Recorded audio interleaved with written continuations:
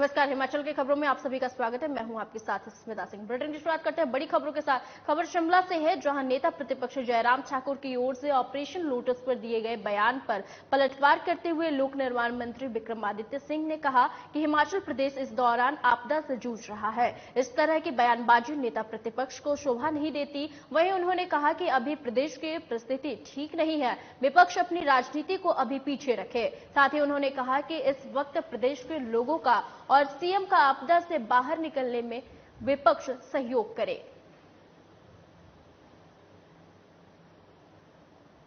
देखिए, ये मेरा this is not my domain to answer these questions. और जो पार्टी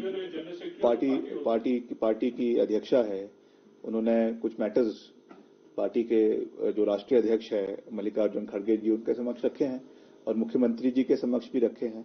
और ऐसा नहीं है, हर पार्टी और ऑर्गेनाइजेशन में इस तरीके के मसले आते हैं। In every government it is not something new, but I am sure कि बैठकर हर चीज का हल जो है वो निकाला जा सकता है। और बैठेंगे मुख्यमंत्री जी और पार्टी अध्यक्षा बैठकर इन सब चीजों का हल निकालेंगे।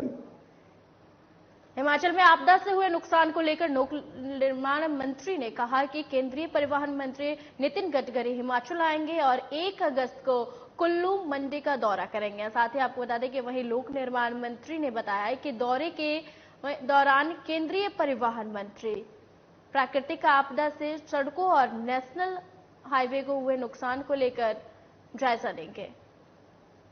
साथ ही आपको बता दें कि 31 जुलाई को सीएम सुखविंदर सिंह सुक्खू बैठक करेंगे, जिसमें सीएम प्रदेश में सड़कों और नेशनल हाईवे की स्थिति का फीडबैक भी लेंगे।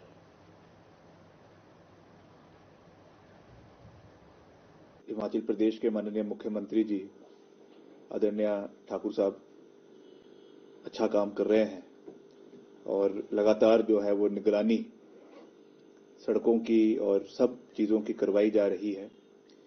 इस मसले को हमारा डिपार्टमेंट जो है लोक निर्माण विभाग, जिसका सबसे ज्यादा नुकसान हिमाचल प्रदेश के अंदर हुआ है, करीबन 1800 से 2000 करोड़ के अनुमानित नुकसान प्रदेश के अंदर हुआ है, जिसके लिए कुछ ही दिन पहले हमने जो सबसे प्रभावित क्षेत्र है हिमाचल प्रदेश का, कुल्लू और मनाली और मंडी का क्षेत्र, वहां का विस्तृत दौरा किया है। खबर शिमला से है, जहां राजस्व, बागवानी और जनजातीय विकास मंत्री जगत सिंह नेगी और शिक्षा मंत्री रोहित ठाकुर, विधायक कुलदीप राठौर नंदलाल के साथ ठियोग कुमार सेन विधानसभा क्षेत्र के मधावनी गांव में प्राकृतिक आपदा से हुए क्षतिग्रस्त सड़कों और बगीचों, मकानों और लैंडस्लाइड का दौरा किया और साथ ही स्थानीय लोगों की जन समस्याओं को सुना। और वहीं बागवानी मंत्री, शिक्षा मंत्री ने कुमार सेन के साथ ननखेड़ी और रामपुर क्षेत्र के खोली घाट सहित अन्य आपदा प्रभावित क्षेत्रों का दौरा किया है और राहत कार्यों का जायजा लिया है। इस दौरान मंत्री जगत नेगी ने अधिकारियों को राहत कार्यों में तेजी लाने के आदेश दिए हैं।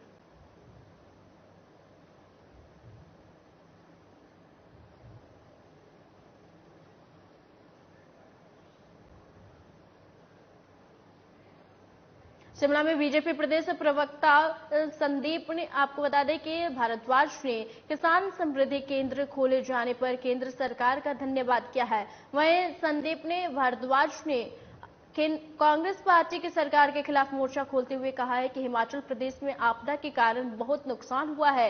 इस संकट की घड़ी में बीजेपी हिमाचल प्रदेश के प्रत्येक नागरिक के साथ खड़ी है। उन्होंने यह भी कहा है कि मुख्यमंत्री ने सरकार में राजनीतिक नियुक्तियां केवल अपनी दोस्ती को देखते हुए की है। और वहीं उन्होंने यह भी कहा कि शिमला में सड़कों की हालत बहुत खराब है और सड़कों पर सरकारी मशीनरी काम नहीं कर रही की है और इसी के चलते साथ आपको बता दें कि उन्होंने कई मुद्दों को लेकर भी चर्चा की है। आज का जो विषय है वो है प्रधानमंत्री विक्रय केंद्र, जो आज पूरे देश में लॉन्च हुए हैं। वो माननीय नरेंद्र मोदी जी की किसानों के प्रति संवेदनशीलता को जाहिर करता है।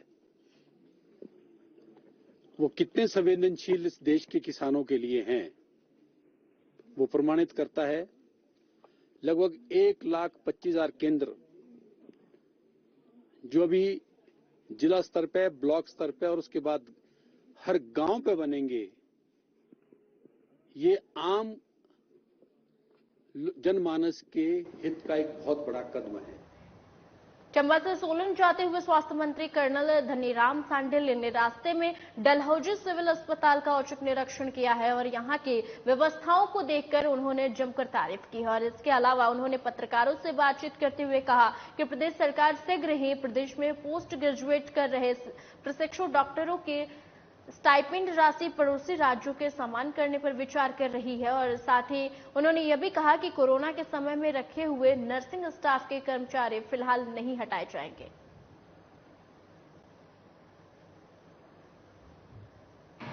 डॉक्टर्स को लेने की और जो होनी चाहिए वही फॉलो करेंगे।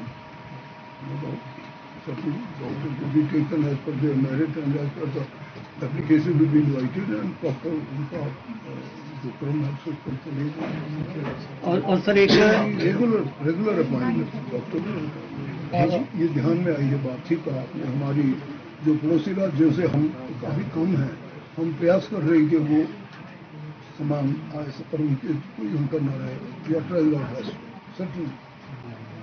और डलहौजी हॉस्पिटल में जो स्पेशलिस्ट की जो पोस्ट खाली है सर, उनको कब तक भरने का हो जाएगा? हम शीघ्र भरने का प्रयास करेंगे। काफी तो हॉस्पिटली अवार्डेड है, इसलिए तो स्टाफ की कमी होने नहीं जाएगी।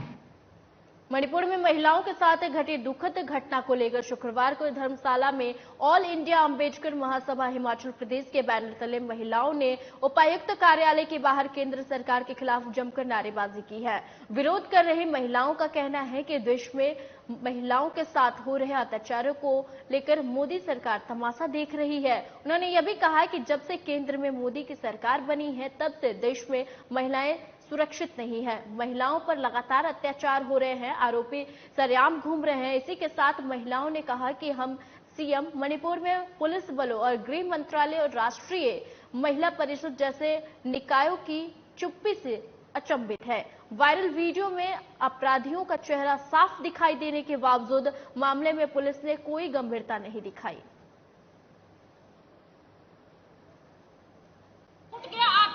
छलनी हो गई है जिस दिन से हमने वो वायरल वीडियो देखा है। मैं पूछना चाहूंगी केंद्र सरकार से, 5 मई को वो वीडियो बनती है, वो घटना होती है, वीडियो वायरल होती है और पूरे देश को वो 2 महीनों के बाद पता चलता है। जब घर में कोई वारदात होती है तो कितना मीडिया, हर किसी के पास फोन है, उस घटना को क्यों छुपाया गया? मणिपुर के मुख्यमंत्री ने उस पर क्यों कोई बयान नहीं दिया?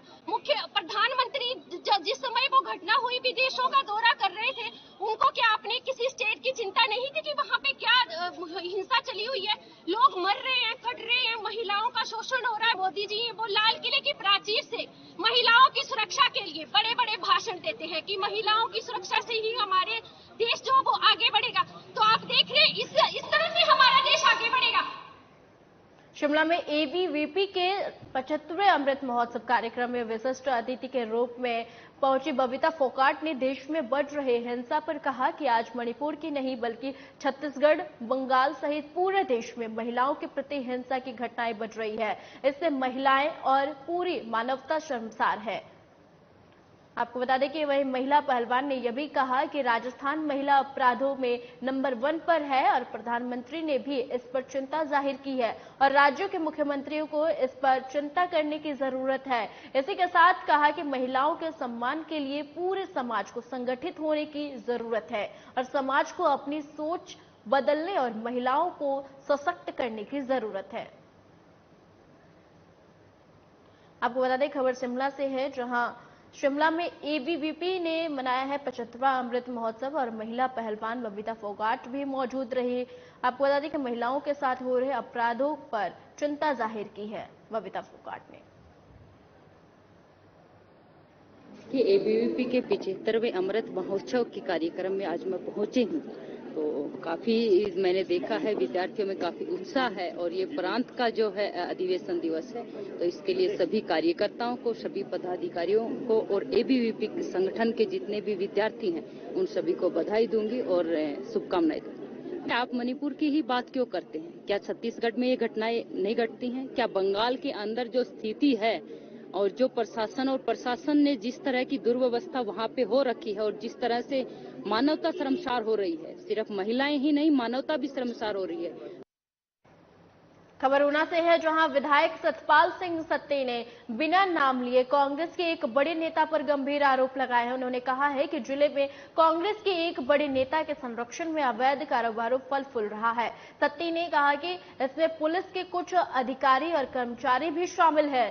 शांत प्रदेश हिमाचल को यूपी, बिहार और मुंबई बनाने की कोशिश की जा रही है। उन्होंने SIU में तैनात कर्मचारियों पर सीधे तौर पर माफिया का साथ देने का आरोप लगाया है। उन्होंने कहा है कि जब से प्रदेश में कांग्रेस सरकार आई है, माफिया कारोबार से जुड़े लोग बेखौफ होकर कोई भी वारदात को अंजाम दे रहे हैं और पुलिस प्रशासन मौन बनकर देख रही है।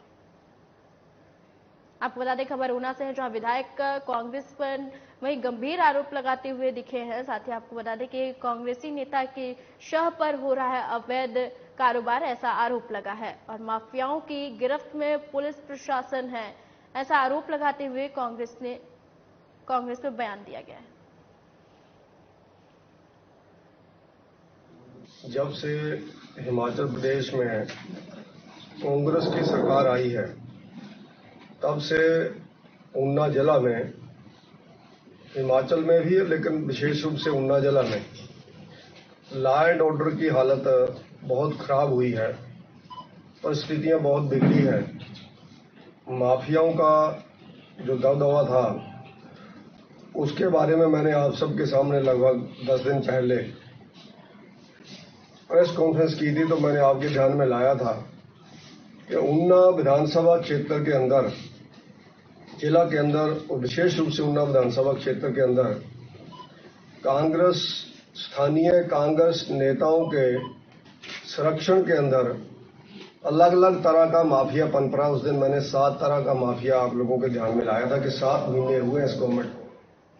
खबर सोलन से है, जहां जल जनित रोगों और डायरिया, पीलिया से निपटने के लिए स्वास्थ्य विभाग अलर्ट मोड पर है। स्वास्थ्य विभाग का दावा है कि उनके पास समुचित मात्रा में इसकी दवाइयां हैं। इसको लेकर मुख्य चिकित्सा अधिकारी डॉक्टर राजन उप्पल ने बताया है कि बरसात के मौसम में 3 तरह की बीमारियां फैलने की संभावना बढ़ जाती है। मच्छरों से डेंगू, मलेरिया फैलता है और वहीं दूषित जल से उल्टी, डायरिया और पीलिया के मामले सामने आते हैं। उन्होंने बताया कि हर परिस्थिति में निपटने के लिए पूरे इंतजाम है। खबर सोलन से है, जहां आपको बता दें कि हर परिस्थिति से निपटने के लिए स्वास्थ्य विभाग तैयार दिख रहा है।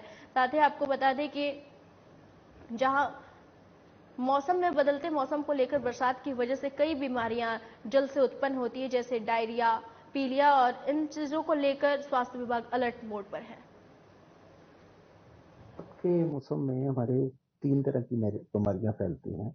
एक तो जैसे मच्छर से फैलने वाली बीमारियां हैं, जैसे डेंगू है, मलेरिया है, और दूसरा जो पानी से फैलने वाली बीमारियां हैं, जैसे डायरिया लग गया, उल्टी लग गई, पीलिया हो गया। तो इन बीमारियों का डर लगा रहता है और इन सब से निपटने के लिए हमारा जो हेल्थ डिपार्टमेंट है वो पूरी तरह तैयार है। इसके लिए दवाइयाँ हमारी सफिशिएंट सारे सब सेंटर लेवल तक हैं और जगह जगह हमारे हेल्थ कैंप्स लग रहे हैं, जिसमें कि मरीजों को वहाँ पर लोकल चेक किया जाता है और अगर कोई भी बीमारी पाई जाए तो उसकी दवाई दी जाती है। हिमाचल की खबरों में फिलहाल के लिए इतना ही। मुझे दीजिए इजाजत। नमस्कार।